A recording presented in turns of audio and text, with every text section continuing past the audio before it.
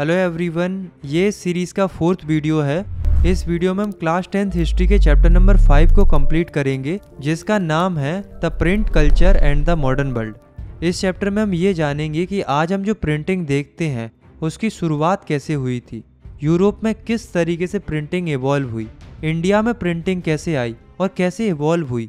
ये सारी कहानी आज हम इस चैप्टर में कवर करने वाले हैं। तो चलिए स्टार्ट करते हैं।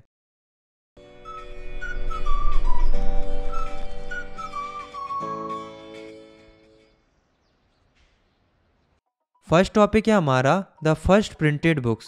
सबसे पहले तो हमें ये जानना है कि आखिर ये प्रिंटिंग क्या होती है। तो प्रिंटिंग इज द मेथड और process to putting text and images on paper is called printing. मतलब प्रिंटिंग एक ऐसा तरीका होता है जिससे टेक्स्ट एंड इमेजेस को पेपर पर छापा जाता है। तो अब सवाल ये आता है कि आखिर इस प्रिंटिंग की शुरुआत कैसे हुई थी। तो देखो, शुरुआती समय में यानी कि आज से बहुत साल पहले प्रिंटिंग की शुरुआत होती है, और प्रिंटिंग की शुरुआत होती है ईस्ट एशिया से। ईस्ट एशिया में भी 3 जगहों से, चाइना, जापान और कोरिया। उस समय इनमें हैंड प्रिंटिंग चलती थी। हैंड प्रिंटिंग मतलब हाथों से छपाई होती थी।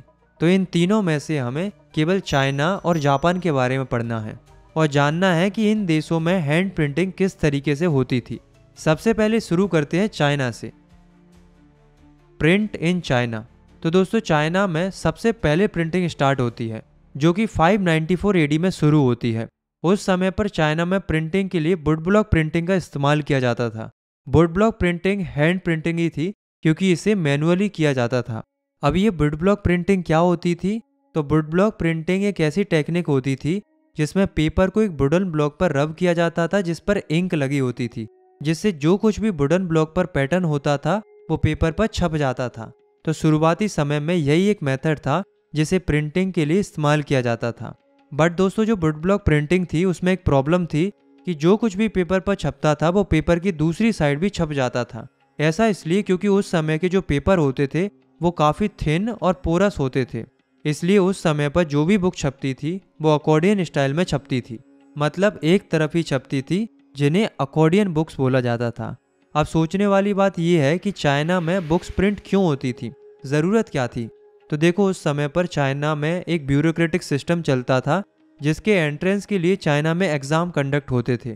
जैसे हमारी इंडिया में सिविल सर्विसेज के लिए एग्ज़ाम होते हैं ना, ठीक इसी प्रकार से वहाँ इन्हीं ब्यूरोक्रेटिक जॉब्स के लिए एग्ज़ाम होते थे। तो कई सारे एस्पिरेंट्स इन्हीं ब्यूरोक्रेटिक जॉब्स के लिए प्रिपरेशन करते थे, जिसके लिए उन्हें टेक्स्ट बुक्स की ज़रूरत होती थी। इसलिए चाइना में इन प्रिंटेड बुक्स का प्रिंट होना शुरू हो गया था। और 16वीं सेंचुरी तक जैसे जैसे नंबर ऑफ एस्पिरेंट्स बढ़ते चले गए, वैसे वैसे और ज़्यादा प्रिंटेड मटेरियल्स प्रिंट होते गए। धीरे धीरे 17वीं सेंचुरी तक आते आते चाइना में अर्बन कल्चर बूम करने लगता है, मतलब लोग गाँवों को छोड़कर शहरों की तरफ बढ़ने लगते हैं, जिस वजह से प्रिंट चाइना में और ज़्यादा डाइवर्सिफाइड हो जाता है।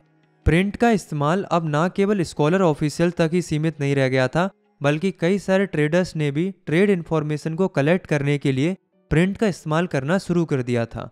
चाइनीज लोगों का भी धीरे धीरे रीडिंग में इंटरेस्ट बढ़ने लगा था, मतलब रीडिंग एक लेसर एक्टिविटी बन गई थी। चाइना में जो नए रीडर्स थे उन्होंने भी अपनी प्रेफरेंसेस देना शुरू कर दिया था अलग अलग बुक्स के लिए, जैसे कि fictional narratives, poetries, autobiographies, anthologies, romantic place, इन सब के लिए प्रेफरेंसेस देना शुरू कर दिया था। साथ में जो चाइना की अमीर महिलाएं थी उन्होंने भी अपनी खुद की पोइट्रीज और प्लेस को पब्लिश करना शुरू कर दिया था। लेकिन दोस्तों, अभी तक जितनी भी प्रिंटिंग हो रही थी वो हैंड प्रिंटिंग के थ्रू ही हो रही थी, मतलब हाथों से ही हो रही थी। चाइना में अभी कोई भी मैकेनिकल प्रिंटिंग प्रेस नहीं आई थी। लेकिन दोस्तों, लेट 19वीं सेंचुरी में चाइना में मैकेनिकल प्रिंटिंग प्रेस आ जाती है। कहाँ से आती है? तो चाइना में मैकेनिकल प्रिंटिंग प्रेस आती है यूरोप से। मैकेनिकल प्रिंटिंग प्रेस की वजह से प्रिंटेड मटेरियल का प्रोडक्शन और भी तेजी से होने लगता है, और देखते ही देखते शंघाई जो है वो एक न्यू प्रिंट कल्चर का हब बन जाता है। Print in Japan. तो अभी तक हमने चाइना के बारे में पढ़ा और जाना कि चाइना में किस तरीके से प्रिंट स्टार्ट हुआ और कैसे डाइवर्सिफाइड हुआ। अब हम देखते हैं कि जापान में किस तरीके से प्रिंट की शुरुआत हुई। तो अराउंड 768-770 एडी में कई सारे बुद्धिस्ट मिशनरीज चाइना से जापान आते हैं, और ये अपने साथ हैंड प्रिंटिंग टेक्निक लेकर आते हैं। तो जब जापान में ये हैंड प्रिंटिंग टेक्निक पहुंची, तो इसी हैंड प्रिंटिंग टेक्निक की मदद से जापान में पहली बुक छपती है जिसका नाम था डायमंड सूत्रा। इस बुक को लगभग 868 एडी में पब्लिश किया गया था। इस बुक के अंदर 6 सीट्स थी जिन पर कई सारे टेक्स्ट एंड वुडकट इलस्ट्रेशंस थे। अब धीरे धीरे क्या होता है, जापान में भी प्रिंट डाइवर्सिफाइड होने लगता है। जो textile, paper money, playing cards थे, इनके ऊपर भी छपाई होने लगती है। इन मेडिएवल जापान यानी कि 13वीं सेंचुरी से 16वीं सेंचुरी का जो पीरियड था, उसमें कई सारे पोएट्स और प्रोस राइटर्स ने भी अपनी बुक्स को रेगुलरली पब्लिश करना स्टार्ट कर दिया था, जिस वजह से मार्केट में बुक्स का अबंडेंस बढ़ने लगा था और बुक्स भी थोड़ी सस्ती हो गई थी। लेट 18वीं सेंचुरी तक आते आते जापान में एक सिटी थी ईडो, जो कि आज टोक्यो है, उसमें अलग अलग पेंटिंग्स छपने लगी थी। तो इस तरीके से जो जापान की लाइब्रेरीज थी और जो बुक स्टोर्स थे, वो पूरी तरीके से भर गए थे हैंड प्रिंटेड मटेरियल से। दोस्तों, इसी टाइम पीरियड में एक फेमस जापानीज आर्टिस्ट थे जिनका नाम था किटागावा उटामारू। इनका जन्म 1753 में ईडो में ही हुआ था। ये अलग अलग तरह की पेंटिंग्स बनाते थे, जैसे कि इन्होंने कुछ पिक्चर्स फ्लोटिंग वर्ल्ड को डिपिक्ट करते हुए बनाई थी और कुछ पिक्चर्स इन्होंने ऑर्डिनरी ह्यूमन एक्सपीरियंसेस को डिपिक्ट करते हुए बनाई थी। तो इस तरीके की जो इनकी आर्ट फॉर्म थी, उसको उकियो बोला जाता था। सेकेंड टॉपिक है हमारा प्रिंट कम्स टू यूरोप। इस टॉपिक में हम ये देखेंगे कि प्रिंट की शुरुआत यूरोप में कैसे होती है। तो देखो, हमने पिछले चैप्टर्स में पढ़ा था कि पुराने समय में कई सारे सिल्क रूट्स हुआ करते थे जिनके थ्रू ट्रेड होता था। तो इन्हीं सिल्क रूट्स के जरिए 11वीं सेंचुरी में सिल्क और मसाले ही ट्रैवल नहीं करते थे, बल्कि इनके साथ साथ पेपर भी ट्रैवल करता था चाइना से यूरोप। तो इस तरीके से यूरोप में पेपर पहुंचता था। तो जब यूरोप में पेपर पहुंचता था, तो यूरोप में इन्हीं पेपर्स का इस्तेमाल करके मैन्युस्क्रिप्ट्स लिखी जाती थी। मैन्युस्क्रिप्ट्स मतलब हाथों से लिखकर किताबें बनाई जाती थी, क्योंकि यूरोप में उस समय पर कोई भी प्रिंट टेक्नोलॉजी नहीं आई थी। तो आइए अब हम ये जानते हैं कि यूरोप में प्रिंट की टेक्नोलॉजी पहली बार आखिर आती कैसे है।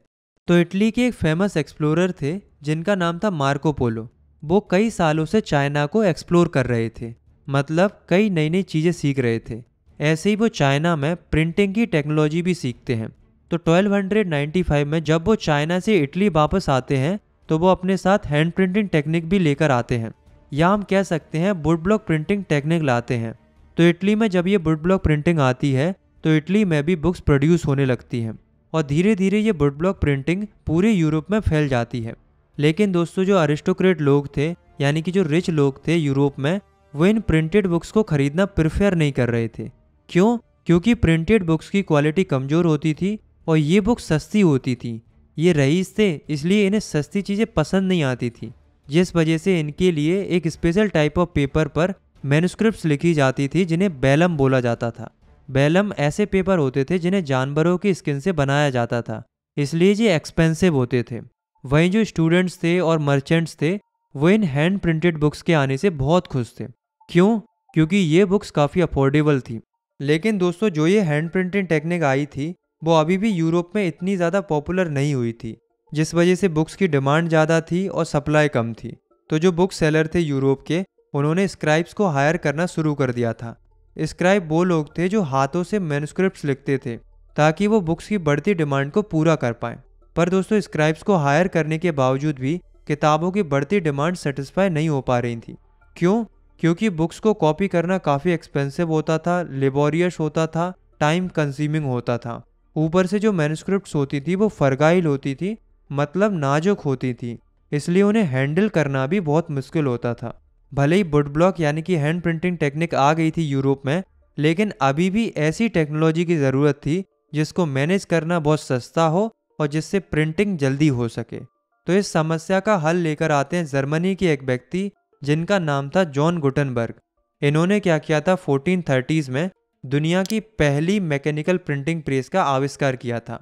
अब ये कौन थे, इन्होंने ये कैसे किया था, चलिए जानते हैं। तो जो गुटनबर्ग थे वो जर्मनी से थे, जो कि एक मर्चेंट के बेटे थे। इनके बहुत बड़े बड़े ऑलिव और ग्रेप्स के फार्म थे। तो ये बचपन से ही वाइन प्रेसेस और ऑलिव प्रेसेस को देखते हुए आ रहे थे, इसलिए इन्हें ये पूरा आइडिया था कि एक नॉर्मल प्रेस कैसे काम करती है। ऊपर से ये एक मास्टर गोल्ड स्मिथ भी बन गए थे, मतलब एक अच्छे सुनार भी बन गए थे, जिससे इन्हें काफ़ी अच्छी नॉलेज थी कि ज्वेलरीज को कैसे शेप दिया जाता है। तो ये अपनी इन्हीं नॉलेज का इस्तेमाल करके ये पहली मैकेनिकल प्रिंटिंग प्रेस डेवलप करते हैं। इस प्रेस का डिज़ाइन आप स्क्रीन पर देख सकते हो। इसमें ऊपर की साइड एक बड़ा सा स्क्रू था, उस पर एक हैंडल लगा हुआ था। इस हिस्से को प्लेटन बोला जाता था और इसको प्रिंट ब्लॉक बोला जाता था, जिस पर पेपर रखा जाता था और इस हैंडल को घुमाकर प्रिंट किया जाता था। तो ये था इस प्रेस का नॉर्मल सा मैकेनिज्म। अगर आप इस प्लेटन को बॉटम से देखोगे तो इसमें अलग अलग अल्फ़ाबेटिकल माउल्ड्स का इस्तेमाल किया गया था, जिन्हें हम मूव कर सकते थे, जिससे हमें जो भी प्रिंट चाहिए होता था वो आसानी से मिल जाता था। इस मॉडल में थोड़ी बहुत कमियां थी, बट 1448 तक इस प्रेस को पूरी तरीके से तैयार कर लिया जाता है। इस प्रेस से जो पहली बुक छपी थी उसका नाम था बाइबल। बाइबल की लगभग 3 सालों में 180 कॉपीज़ प्रिंट की जाती हैं। आप लोग कहोगे कि 3 सालों में बस 180 कॉपीज़। आपको ये नंबर आज के हिसाब से भले ही कम लग रहा हो, बट इतनी कॉपीज़ प्रिंट करना उस समय के हिसाब से एक बहुत बड़ी अचीवमेंट था। अब दोस्तों, भले ही प्रिंटिंग प्रेस आ गई थी, लेकिन अभी भी कई सारी किताबों के ऊपर जो कलाकारी करनी होती थी, जैसे कि पेज के बॉर्डर बनाना या कोई डिज़ाइन बनाना, पैटर्न या इमेज बनाना, ये सब अभी भी हाथों से ही किया जाता था। 1450 से 1550 तक आते आते यूरोप की मोस्ट ऑफ द कंट्रीज़ में प्रिंटिंग प्रेस सेटअप हो जाती हैं। इससे पूरे यूरोप में बुक्स का प्रोडक्शन बूम कर जाता है। मतलब जहाँ 15th सेंचुरी में बुक का प्रोडक्शन 20 मिलियन था, वही मिड 16th सेंचुरी में बुक का प्रोडक्शन 200 मिलियन हो जाता है। तो ये जो शिफ्ट हुआ था हैंड प्रिंटिंग से मैकेनिकल प्रिंटिंग में, यहीं से शुरुआत होती है प्रिंट रेवोल्यूशन की। थर्ड टॉपिक है हमारा the print revolution and its impact. मतलब इस टॉपिक में हम ये जानेंगे कि जो ये प्रिंट रेवोल्यूशन आया उसका सोसाइटी पर क्या इम्पैक्ट पड़ा। A new reading public. दोस्तों, पुराने समय में क्या होता था, यानी कि प्रिंट रेवोल्यूशन से पहले, यानी कि बिफोर प्रिंट रेवोल्यूशन, किताबें पढ़ने का राइट केवल अलाइट्स लोगों के पास था, क्योंकि यही लोग पढ़े लिखे थे और ये अमीर थे, इसलिए ये किताबों को ईजिली अफोर्ड कर पाते थे। वहीं जो कॉमन सिटीजन थे वो इलिटरेट होते थे, मतलब कम पढ़े लिखे होते थे। ऊपर से ये लोग गरीब भी होते थे, इसलिए ये किताबों को ईजिली अफोर्ड नहीं कर पाते थे, जिस वजह से ये लोग ओरल कल्चर को फॉलो करते थे, मतलब केवल सुनते थे। बड़ी बड़ी गैदरिंग होती थी जिसमें एक व्यक्ति नरेट करता था और बाकी लोग केवल सुनते थे। लेकिन फिर प्रिंट रेवोल्यूशन आता है जिसमें बुक्स के प्राइसेस गिर जाते हैं, मतलब जो कॉमन लोग थे वो भी अब किताबों को ईजिली अफोर्ड कर सकते थे। लेकिन अभी भी एक प्रॉब्लम थी कि जो कॉमन लोग थे वो ज़्यादातर पढ़े लिखे नहीं थे, इसलिए वो ये सोच रहे थे कि वे किताबों को क्यों खरीदे जब वो पढ़ ही लिख नहीं सकते। तो इसके लिए पब्लिशर्स क्या करते हैं, ऐसी किताबें पब्लिश करने लगते हैं जिनमें टेक्स्ट की बजाय ज़्यादा से ज़्यादा इमेजेस का इस्तेमाल किया जाता था। इससे फ़ायदा क्या हुआ कि जो कॉमन लोग थे वो भी इन किताबों को आसानी से समझ सकते थे, भले ही वो कम पढ़े लिखे ही क्यों ना हो। तो इस तरीके से एक न्यू रीडिंग पब्लिक इमर्ज होती है। मतलब जो हियरिंग पब्लिक थी वो ग्रेजुअली रीडिंग पब्लिक में शिफ्ट हो जाती है। Religious debates and the fear of print. दोस्तों, प्रिंट के आने की वजह से कोई भी व्यक्ति अपने आइडियाज़ को सर्कुलेट कर सकता था, मतलब अपने आइडियाज़ को कई लोगों तक पहुंचा सकता था। इस चीज़ से कई लोग खुश थे, लेकिन कई लोगों को डर भी था। उन्हें डर इस बात का था कि कहीं उन्होंने प्रिंट को कंट्रोल नहीं किया कि क्या प्रिंट होना चाहिए, क्या प्रिंट नहीं होना चाहिए, तो कहीं ऐसा ना हो जाए कि कोई रिवेलियस और इररिलीजियस थॉट स्प्रेड हो जाए और लोग अथॉरिटीज़ को ही क्वेश्चन करने लगे। लेकिन लोगों को जिस बात का डर था होता वही है। 1517 में एक व्यक्ति थे जिनका नाम था मार्टिन लूथर। ये क्या करते हैं, ये 95 थीसिस लिखते हैं जिसमें वो रोमन कैथोलिक चर्च की प्रैक्टिसेस को क्रिटिसाइज करते हैं, मतलब अपोज करते हैं, और ओपन चैलेंज करते हैं चर्च को कि आओ और मेरे से डिबेट करो इस मुद्दे के ऊपर। देखते ही देखते उनकी इस राइटिंग की कई सारी कॉपीज प्रोड्यूस होने लगती हैं और कई सारे लोग 95 थीसिस को पढ़ने लगते हैं, जिस वजह से लोग इनके सपोर्ट में आने लगते हैं और एक ग्रुप फॉर्म हो जाता है प्रोटेस्टेंट का। मतलब अब चर्च जो था वो 2 ग्रुप्स में बट गया था, कैथोलिक्स और प्रोटेस्टेंट। तो देखा आपने कि प्रिंट की वजह से कितना बड़ा चेंज आ गया क्रिश्चियन सोसाइटी में, यानी कि प्रिंट में बहुत पावर होती है। इनफैक्ट मार्टिन लूथर खुद ये कहते थे कि प्रिंटिंग भगवान का दिया हुआ एक परम उपहार है और सबसे बड़ा तोहफा है। Print and dissent. दोस्तों, प्रिंट की वजह से जो कम पढ़े लिखे लोग होते थे वो जब रिलीजियस लिटरेचर पढ़ते थे तो उनके मैसेजेस को खुद से ही गलत तरीके से इंटरप्रेट कर लेते थे और कुछ भी गलत छपवा देते थे, क्योंकि तब क्या छपना है क्या नहीं छपना है इसके ऊपर कोई भी सेंसरशिप नहीं लगी थी। ऐसे ही एक व्यक्ति की कहानी है। 16th सेंचुरी में एक व्यक्ति था मोनेक्यो नाम का, जो कि इटली का एक मिलर था जो कि अपनी लोकेलिटी की अलग अलग बुक्स को पढ़ता था। एक दिन वो बाइबल को ही पढ़ता है और वो बाइबल के मैसेज को अपने हिसाब से इंटरप्रेट कर लेता है, मतलब गलत तरीके से इंटरप्रेट कर लेता है और बाइबल के मैसेज को अपोज करते हुए कुछ गलत लिख देता है और उसे छपवा देता है, जिससे रोमन कैथोलिक चर्च के सेंटिमेंट्स हर्ट हो जाते हैं और वो मोनाकियो को 2 बार इंटेरोगेशन के लिए बुलाते हैं, बट आखिर में उसे एग्जीक्यूट करा देते हैं। तो ये सब इंसिडेंट देखकर रोमन कैथोलिक चर्च को ये रियलाइज हो जाता है कि सेंसरशिप लगाना ज़रूरी है, तभी लोगों को कुछ गलत छापने से रोका जा सकता है। तो इसके लिए 1558 में रोमन कैथोलिक चर्च एक प्रोहिबिटेड बुक्स का इंडेक्स तैयार करती है, यानी कि एक लिस्ट तैयार करती है जिसमें बताया गया था कि किन किन बुक्स का पब्लिश करना प्रोहिबिटेड है, यानी कि मना है। फोर्थ टॉपिक है हमारा द रीडिंग मानिया। दोस्तों 17th और 18th सेंचुरी के टाइम पीरियड में यूरोप में लिटरेसी रेट बढ़ गई थी, क्योंकि जो चर्चेस थे वो अलग अलग विलेजेस में स्कूल खोल रहे थे। इसलिए 18th सेंचुरी के एंड तक आते आते यूरोप की लिटरेसी रेट 60 to 80% तक बढ़ गई थी। इससे सोसाइटी में रीडिंग मटेरियल्स की डिज़ायर बढ़ रही थी, मतलब अब हर कोई बुक्स पढ़ना चाह रहा था, जिसके लिए नए तरह की लिटरेचर्स पब्लिश होती हैं। इसके अलावा कई सारे वेरियस मटेरियल्स जैसे कि एल्मेनिक्स, बैलेट्स, फोकटेल्स, चैप बुक्स, बिलियोथिक बिलू, ये बेसिकली स्मॉल पॉकेट साइज की बुक्स होती थी जिन्हें कैरी करना आसान होता था। ऊपर से ये सस्ती होती थी, तो इस तरीके की बुक्स छपने लगी थी। 18th सेंचुरी तक आते आते न्यूज़पेपर्स और जर्नल्स भी मार्केट में आने लगे थे, जिनमें वॉर और ट्रेड से रिलेटेड न्यूज़ आती थी। इन सब के अलावा जो अलग अलग साइंटिस्ट और फिलोसफर थे जैसे कि आइजैक न्यूटन, पेन बुटायर, रूसो, इन सब के आइडियाज़ और थ्योरीज भी प्रिंटेड मटेरियल के थ्रू लोगों तक पहुंच रही थी। मतलब इस टाइम पीरियड में रीडिंग मानिया देखने को मिल रहा था, मतलब बुक पढ़ने के लिए इंटरेस्ट देखने को मिल रहा था। Tremble therefore tyrants of the world. दोस्तों मिड 18th सेंचुरी तक लोगों को प्रिंट के ऊपर बहुत ज़्यादा भरोसा हो गया था। लोग ये सोच रहे थे कि बुक्स की वजह से ही सोसाइटी में प्रोग्रेस और एनलाइटमेंट देखने को मिलेगा। लोगों का ये भी मानना था कि किताबों की मदद से पूरे वर्ल्ड को चेंज किया जा सकता है और सोसाइटी को डेस्पोटिज्म से आज़ाद कराया जा सकता है। डेस्पोटिज्म मतलब एक ऐसा सिस्टम जिसमें एक ही व्यक्ति के पास पूरी पावर होती है, जैसे कि मोनार्की। ऐसे ही एक फ्रांस नोबेलिस्ट थे लुइस सबस्टीन मार्सियर, उनका मानना भी यही था कि प्रिंटिंग एक मोस्ट पावरफुल इंजन है प्रोग्रेस एंड पब्लिक ओपिनियन का, जो कि दुनिया से डेस्पोटिज्म को पूरी तरीके से ख़त्म कर देगा। दूसरी बात लुइस सबस्टियन बोलते हैं, जिसमें वो दुनिया के अलग अलग डेस्पोटिक मोनार्क यानी कि क्रूअल राजा थे उस समय के, उनकी तरफ इशारा करते हुए कहते हैं कि जितने भी ये दुनिया भर के डेस्पोटिक मोनार्क हैं वो डरो, कापो, थरथराओ, क्योंकि अब जो है वो ब्रिचुअल राइटर का दौर है, यानी कि लिखने वालों का दौर है। तो इनसे डरो, क्योंकि अगर राइटर्स ने कुछ भी राजा के अगेंस्ट लिख दिया और वो बात प्रिंट के थ्रू जनता में फैल गई तो लोग राजा के अगेंस्ट में रिवॉल्ट कर देंगे और राजा के सिस्टम को पूरी तरीके से ख़त्म कर देंगे। और दोस्तों ऐसा हुआ भी है। ऐसा माना जाता है कि जो फ्रांस रेवोल्यूशन हुआ था उसमें प्रिंट का काफ़ी बड़ा रोल था। अब क्या रोल था, चलिए जानते हैं। Print culture and the France revolution. दोस्तों बहुत सारे हिस्टोरियंस ऐसा आर्ग्यू करते हैं कि जो फ्रांस रेवोल्यूशन हुआ था उसमें प्रिंट कल्चर का एक बहुत बड़ा इम्पैक्ट था। अब हिस्टोरियंस ऐसा क्यों कहते हैं, इसके पीछे वो 3 आर्ग्यूमेंट्स देते हैं।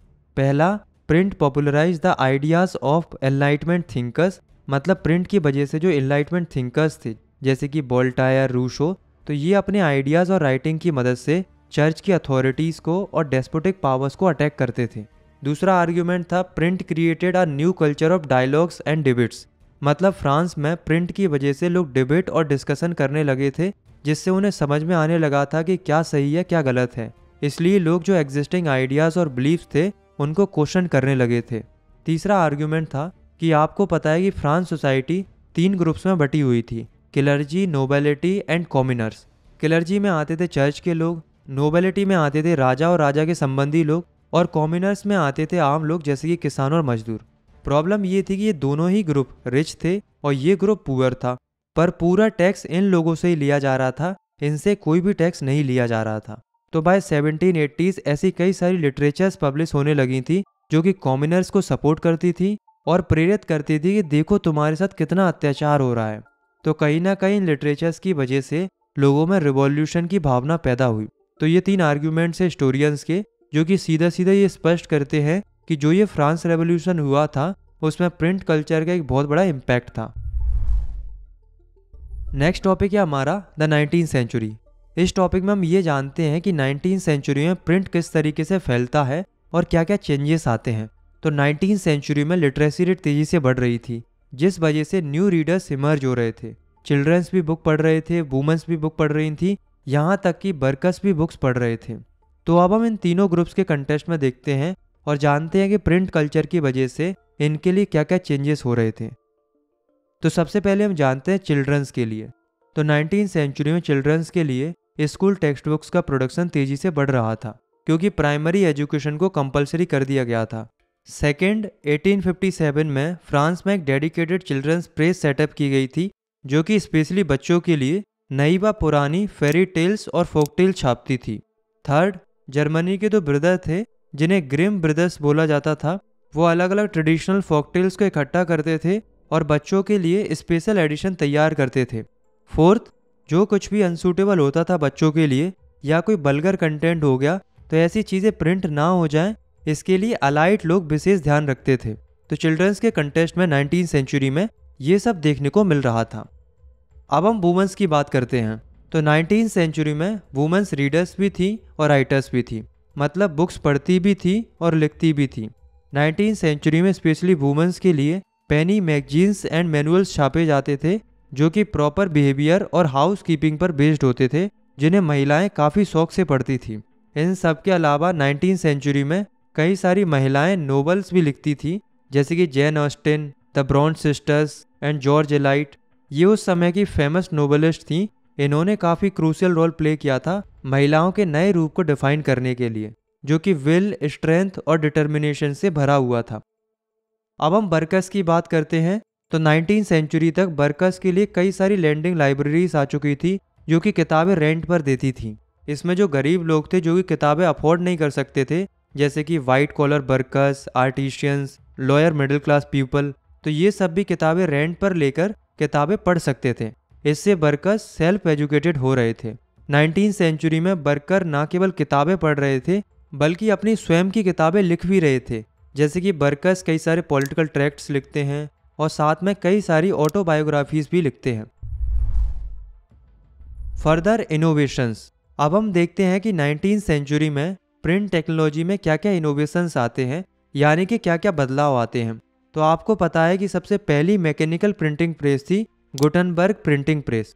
लेकिन 19th सेंचुरी में कई और नई तरह की प्रिंटिंग प्रेस इन्वेंट होती हैं, जैसे कि रिचार्ड एम हुई, जो कि न्यूयॉर्क से थे। वो एक सिलेंड्रिकल प्रेस इन्वेंट करते हैं जो कि पावर ड्रिवन थी और ये 1 घंटे में 8000 कॉपीज प्रिंट कर सकती थी।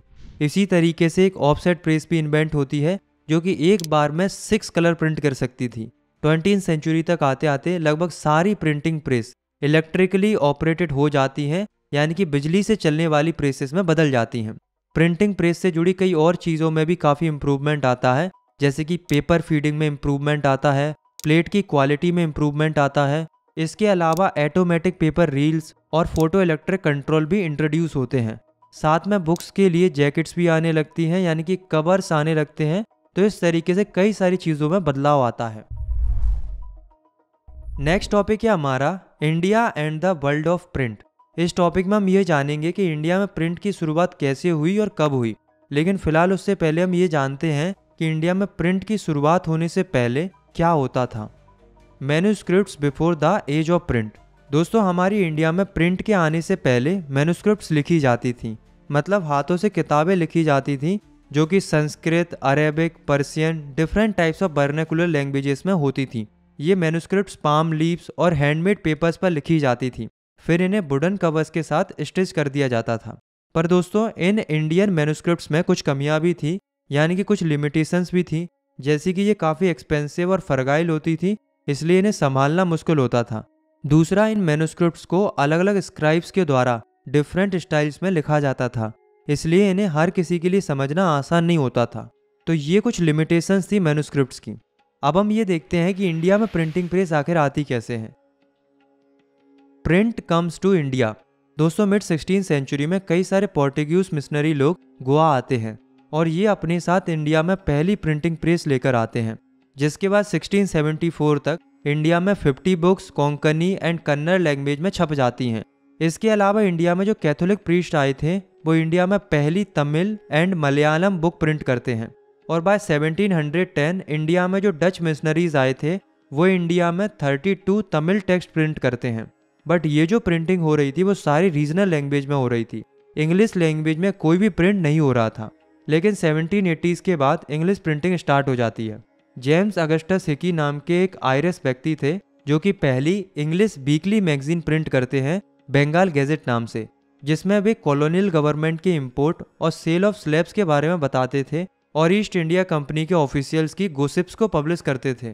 उस समय पर इंडिया का जो गवर्नर जनरल था वो था वॉरेन हेस्टिंग। तो वॉरेन हेस्टिंग हिकी को प्रोसिक्यूटेड करा देता है, यानी कि जेल में डाल देता है, क्योंकि ईस्ट इंडिया कंपनी की इमेज इस मैगजीन की वजह से काफ़ी ज़्यादा खराब हो रही थी। साथ में वॉरेन हेस्टिंग ऐसे न्यूज़पेपर्स को प्रमोट करता है जो कि कंपनी के बारे में अच्छा छापते थे। धीरे धीरे 18वीं सेंचुरी के एंड तक आते आते काफ़ी सारे इंडियन न्यूज़पेपर्स एंड जर्नल्स भी प्रिंट होने लगते हैं, जिसमें से पहला वही था बंगाल गैजेट। बट इस बार इसे एक इंडियन ने शुरू किया था जो कि थे गंगाधर भट्टाचार्य, जो कि राम मोहन रॉय के काफ़ी करीब थे।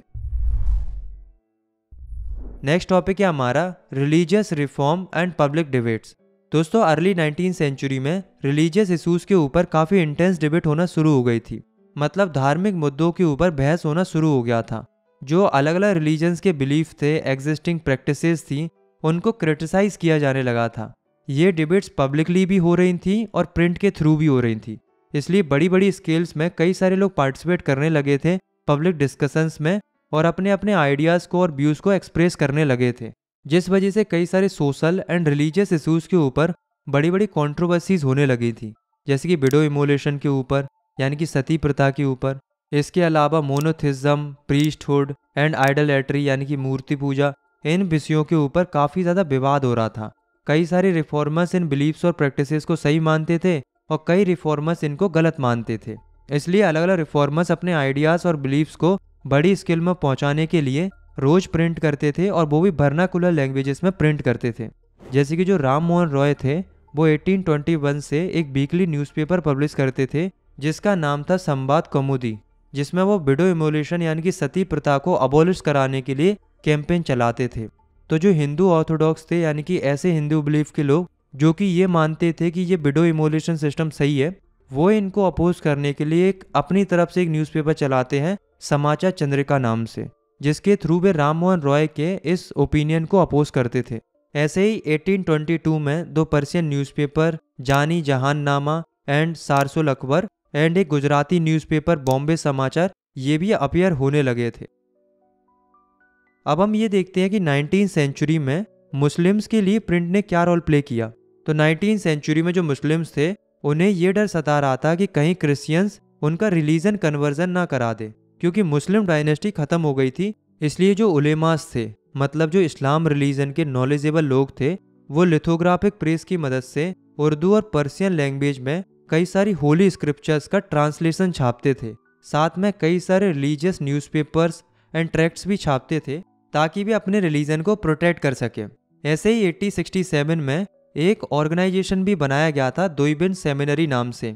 ये हज़ारों फतवास जारी करता था मुस्लिम्स को डेली लाइफ में गाइड करने के लिए।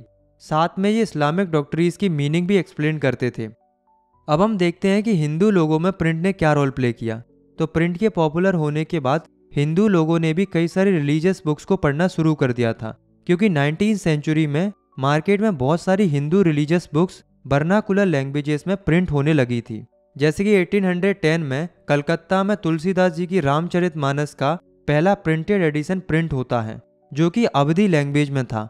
इसके अलावा मिड 19वीं सेंचुरी में रिलीजियस टेक्स्ट के ऊपर कई सारे लिथोग्राफिक एडिशंस आने लगे थे, जो कि काफ़ी अट्रैक्टिव और सस्ते होते थे।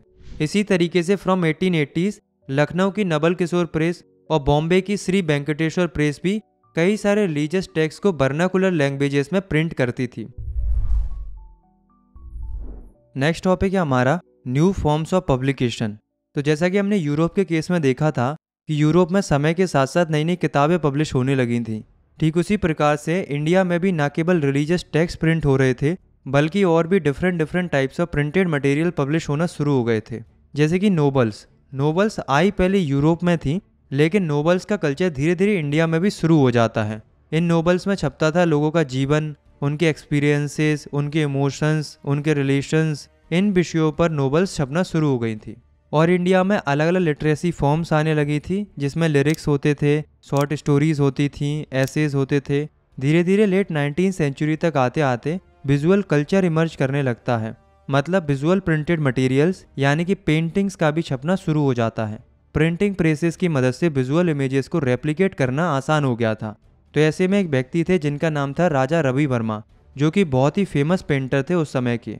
उनकी कई सारी पेंटिंग्स को बार बार प्रिंट किया जाता था और कई लोगों तक पहुंचाया जाता था। जैसे कि ये कुछ फेमस पेंटिंग्स है राजा रवि वर्मा की, तो इनकी कॉपीज बनने लगी थी। इसी तरीके से धीरे धीरे इंडिया में कार्टून्स एंड कैरिकल्चर्स भी छपना शुरू हो गए थे। इनका इस्तेमाल सोशल एंड पॉलिटिकल इशूज़ के ऊपर कमेंट करने के लिए किया जाता था। तो देखा आपने किस तरीके से न्यू फॉर्म ऑफ पब्लिकेशन आ रहा था और इससे हमें रिलीजन का, ट्रेडिशंस का, पॉलिटिक्स का और सोसाइटी का एक नया शेप देखने को मिल रहा था। Women and print. धीरे धीरे इंडिया में महिलाओं के जीवन और उनके विचारों के बारे में लिखना शुरू हो गया था। स्पेशली जो मिडिल क्लास की महिलाएं थीं, उन्होंने भी पढ़ना शुरू कर दिया था। जहाँ तक कि जो जर्नल्स थे, उन्होंने भी महिलाओं के बारे में छापना शुरू कर दिया था, ताकि लोगों को ये पता चले कि वुमेन्स के लिए एजुकेशन कितनी ज़्यादा ज़रूरी है। लेकिन दोस्तों, पहले महिलाओं का जीवन ऐसा नहीं था। कई सारे हिंदू बिलीफ के लोगों का मानना था कि कोई वुमेन पढ़ लिख गई तो वो विधवा हो जाएगी, और कई सारे मुस्लिम्स का मानना ये था कि अगर किसी वुमन ने उर्दू रोमांस को पढ़ना शुरू कर दिया तो वो करप्ट हो जाएगी। तो ऐसे लोगों के बिलीफ बने हुए थे। पर हम सबको पता है कि एजुकेशन से किसी वुमन की लाइफ बेहतर ही हो सकती है, खराब नहीं हो सकती। पर दोस्तों, जो कंजर्वेटिव हिंदू थे और जो मुस्लिम्स थे, जो कि बदलना नहीं चाह रहे थे, वो अपने घरों की महिलाओं को पढ़ने से रोकते थे। लेकिन फिर भी कुछ महिलाओं ने एजुकेशन के लिए स्ट्रगल किया और एजुकेशन हासिल की। ऐसी कई सारी महिलाएं थी जिन्होंने सीक्रेटली चोरी छिपे पढ़ना सीखा, जैसे कि राज सुंदरी देवी।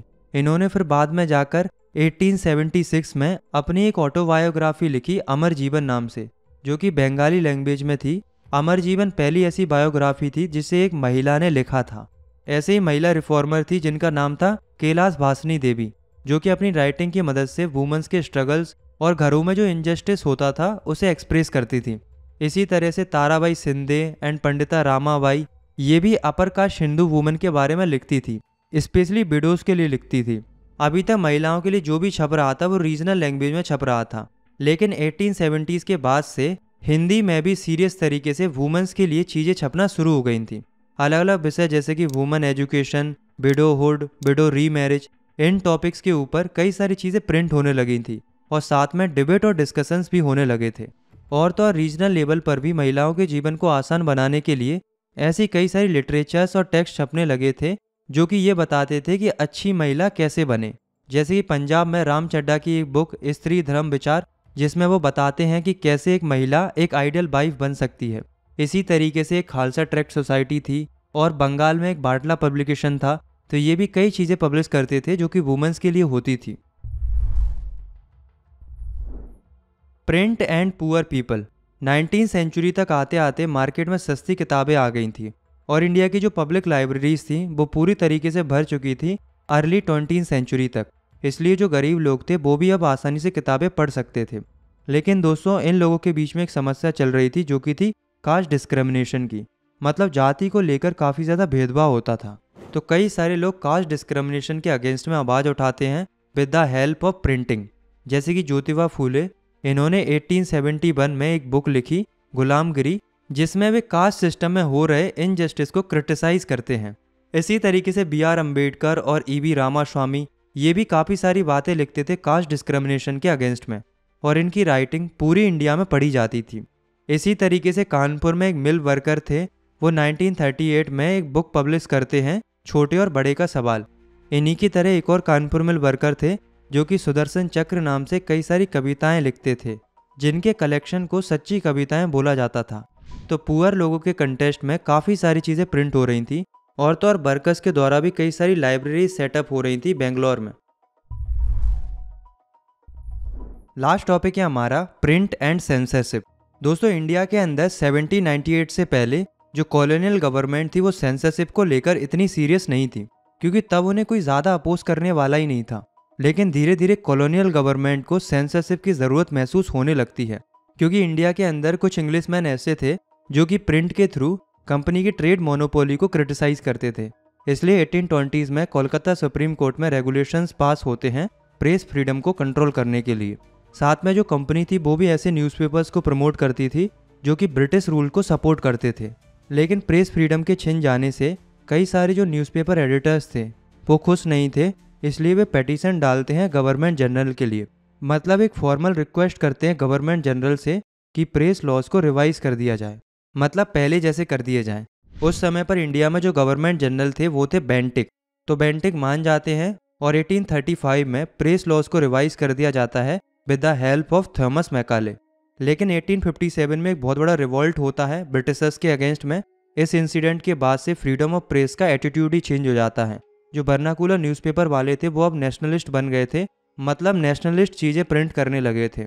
तो इसको रोकने के लिए ब्रिटिश गवर्नमेंट एक वर्नाकुलर प्रेस एक्ट पास करती है, जिसके तहत वो नज़र रखती थी सारे वर्नाकुलर न्यूज़पेपर्स के ऊपर। अगर कोई कॉलोनियल गवर्नमेंट के अगेंस्ट में छापते हुए पाया जाता था तो पहले उसे बॉर्न किया जाता था, और बॉर्निंग के बाद भी अगर नहीं मानता था तो उसके पूरे के पूरे न्यूज़पेपर को ही सीज कर दिया जाता था। लेकिन सेंसरशिप के बावजूद भी नेशनलिज्म से रिलेटेड आर्टिकल्स का प्रिंट होना बंद नहीं होता है। कई सारे लोग जेल जा रहे थे, कई सारे न्यूज़पेपर सीज हो रहे थे, लेकिन प्रिंटिंग नहीं रुकती है। 1907 में बाल गंगाधर तिलक केसरी न्यूज़पेपर में एक आर्टिकल लिखते हैं जिसके चलते उन्हें जेल जाना पड़ता है, लेकिन इस बात से पूरे देश में प्रोटेस्ट होने लगते हैं।